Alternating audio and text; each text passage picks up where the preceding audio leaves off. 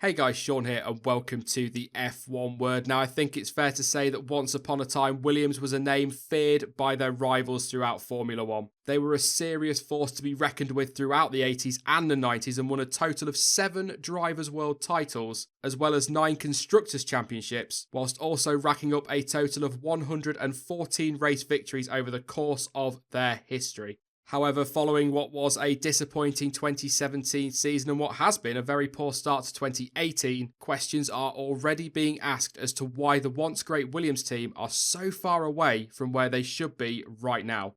Now, as I said there, the team were a massively strong contender throughout the 80s and the 90s, and although the 90s did, I guess you could say, fizzle out in unspectacular fashion for the team, they did bounce back once they signed up to BMW engines in the early 2000s, and they even flirted with the prospect of claiming their first world title since 1997, but that obviously, as we know, did not work out. And in the end, as the relationship with the German manufacturer soured and ended early following a war of words over the course of the season, the team have not shown any championship winning potential since. Now, of course, there has been improvement in the past. Pastor Maldonado did claim victory for the team at the 2012 Spanish Grand Prix, and they improved massively during 2014, which saw them fighting for podiums. They locked out the front row for the first time since 2003, and Felipe Massa even pushed for victory in Abu Dhabi. It was momentum they managed to carry into 2015, and it looked as though Williams were on the up again. However, as now seems to be an all too familiar story, they fell back into decline through 2016 and 17. Although, to be fair to them, despite falling back, they were still a solid midfield contender at that point. They managed to snap up Paddy Lowe for 2017 as well, of course, and that was all with the aim of developing the 2018 car. And that was seen as quite a huge statement and a massive positive for the team, and led to many, including myself, thinking that this would be a massive turning point for the team and see them make that leap forwards towards the top end of the midfield. However, despite using the best power unit on the grid, they struggled massively during pre-season testing and looked a hell of a long way off where they should have been in Australia. They really were absolutely nowhere.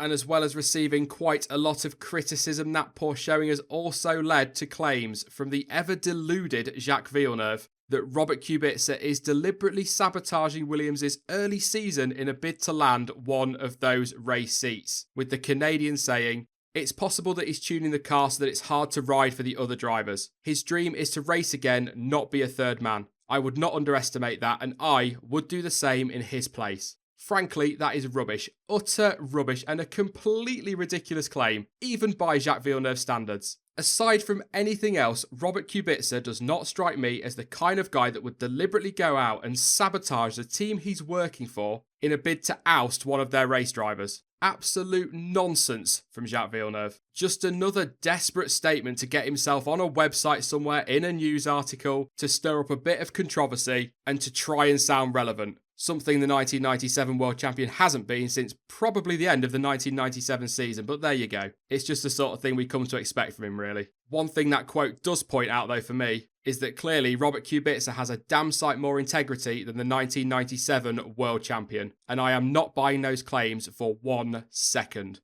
There is no conspiracy, there is no sabotage. The fact is, it's just yet another example of what we've seen so many times from Williams. They make a huge step forward, they flirt with podiums and possible wins for a year or two before they fall away. That's all this is. But the truth behind Williams' problems comes down to money at the end of the day, as everything seems to do in Formula 1. Now, although they are so much better off than some of the teams around them, they get around $10 million in long-standing team bonus or something like that from the FIA, they still don't have the budget to compete at the very front of the grid. And that's something which will hopefully be addressed for 2021. A fairer and more even distribution of money will certainly help teams like Williams and will give us, in turn, a much tighter field. But at the end of the day, it can't all come down to the money. What about the drivers? The team were heavily criticised when they opted to take on Sirotkin as Stroll's teammate for 2018. Okay, yeah, mainly because of the pay driver tag, but also because people were frustrated and could almost instantly see the problems the team were going to face this season. Yes, Stroll has a year of experience in Formula 1, but that is it between them, 1 year.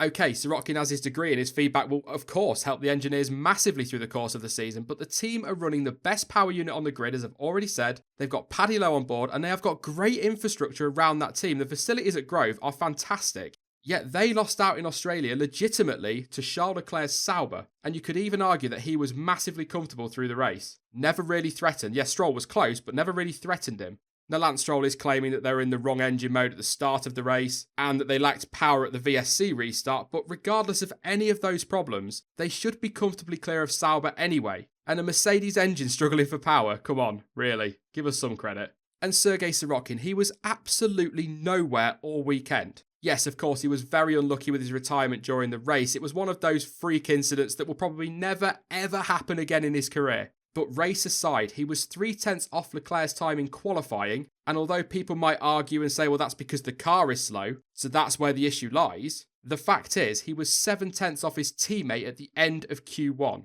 I mean, I am going to be fair to the guy, it was his first F1 race weekend, and we need to be fair and give the Russian a bit of time and give him that chance. But how long will Williams give him? How long will Williams give Stroll? How long is it going to be before he or Stroll come under pressure or the team decide to swing the axe? Because at the end of the day, yes, the team and the car and the chassis have to take a huge portion of blame, but at the end of a race weekend, more often than not, the finger is pointed at the drivers. I don't personally believe Williams will drop Stroll or Sorokin during the season. I mean, they might do for 2019, but I just don't see it mid-season in 2018.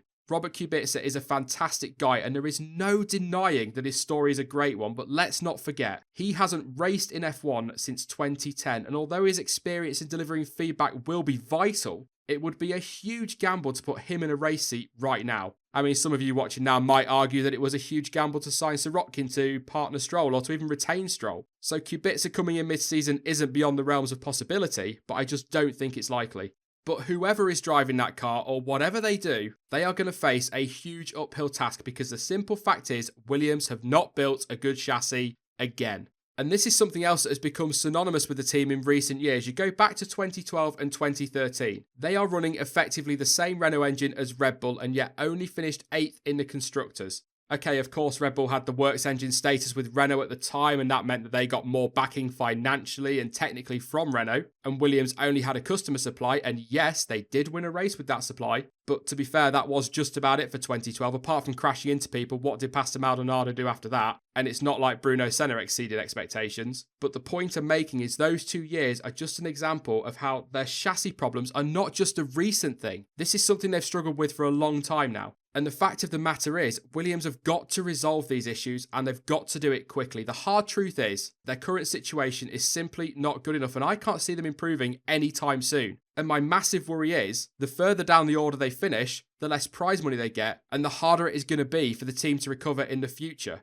I mean, don't get me wrong, are they going to improve this season? Yes, of course they will. But is it going to be enough for them to be able to say that this was an okay season? Simply put, no. Sauber are going to get the investment from Alpha and will develop and stay close to Williams. Honda will do the same with Toro Rosso. They're going to stay close. Force India will almost certainly find their feet. Renault are going to continue to put money in and develop their car. McLaren, no doubt whatsoever, they will get stronger and will develop, probably hand over fist over the course of the year. So they're all going to pull away, whatever Williams do. And Haas are likely to capitalise on their early season strength and pretty much guarantee by mid-season that they will finish ahead of Williams. And yes, I know that sounds like a crazy statement at this point of the season. But if Haas make it to mid-season with 40, 50, 60 points on the board, can we really see a situation developing where Williams will pick up the same number of points in the second half of the season, plus whatever else Haas managed to pick up as well? Because I can't. And that is a massive concern. And frankly, I think 8th in the Constructors is about the best that Williams can hope for 2018. So once again, the 2018 season looks like yet another disappointing year for a team that were once so dominant in Formula 1. But is that the problem? Is that emphasis on history the problem? Is that why so many people, including myself, are so critical of them? They are a team in decline, there's no doubt about that. And the sad fact is that the days when a privateer team with a privateer team budget could fight for world titles are long gone. And despite the heavy expectations that their history pushes onto them, maybe it's time that they, and us as well, all realise that those days are gone and we readjust what is expected from the Williams Formula 1 team. They are just my thoughts, of course, but what are your thoughts on the current situation at Williams? Would you replace either or both of their drivers? And do you agree with Jacques Villeneuve? Let me know your thoughts in the comment section down below. I will be back soon with more content as ever, but in the meantime, you can follow me on social media. Links to Facebook, Twitter and Discord are all in the description down below. But as ever, thank you for watching. I've been Sean. This has been the F1 Word, and until next time, goodbye.